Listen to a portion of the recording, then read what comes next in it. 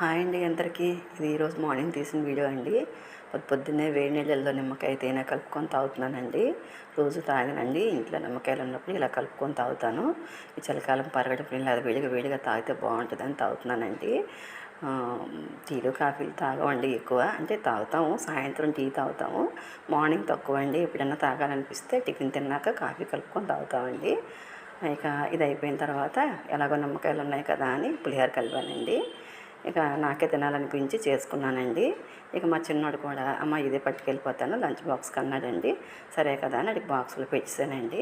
రోజు ఏ కూర చేసినా కూడా ఈ కూర ఆ కూర సాగతిస్తాడండి, తిండండి సరిగ్గా. ఇలాంటివి అయితే కొంచెం పట్టుకెళ్ళిపోతాడు. నిన్న పరమాన్నం చేశాను, ఇవాళ పులిహోర. నాన్ వెజ్ కూడా తింటారు కానీ నాన్ వెజ్ రెగ్యులర్గా చేయలేం కదండి, అలాగనమాట. ఈరోజు ఇంకా ఈ పులిహోర విషయానికి వస్తే ఎందుకనండి, పులిహోర ఈరోజు చాలా బాగుందండి.